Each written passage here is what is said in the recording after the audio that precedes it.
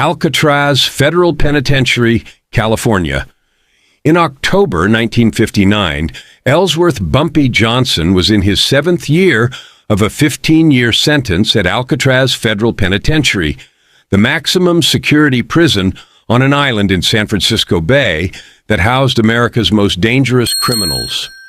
Johnson was 54 years old, serving time for federal narcotics conspiracy,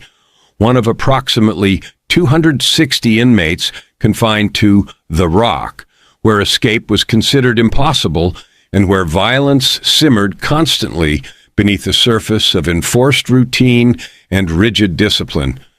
Johnson had arrived at Alcatraz in June 1953, and by October 1959, he'd established himself as someone to be respected,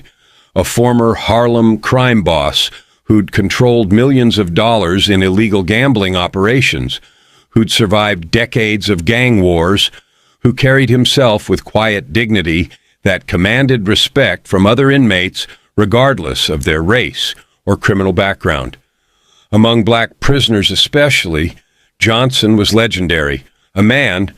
who'd built an empire in Harlem, who'd stood up to Italian mob families, who represented black power and black success in a world dominated by white criminal organizations.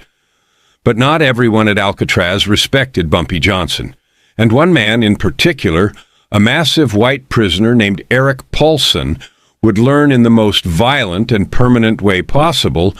that disrespecting Johnson carried consequences that no amount of size or strength or murderous reputation could protect against.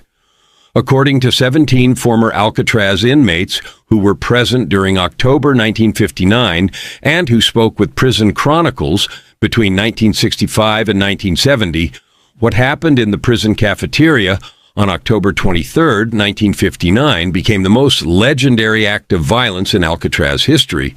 Not because of its brutality — Alcatraz had seen far more brutal attacks — but because of how swiftly it happened, how strategically it was executed, and how completely it ended racist harassment that had been escalating for an entire week. Eric Paulson, 38 years old in October 1959, was exactly the kind of prisoner that Alcatraz was designed to contain: violent, sadistic, racist, and utterly unrepentant about any of it. Paulson stood 6 feet 4 inches tall, weighed approximately 275 pounds of muscle, built through years of prison weightlifting, and had been convicted of 3 separate murders, all of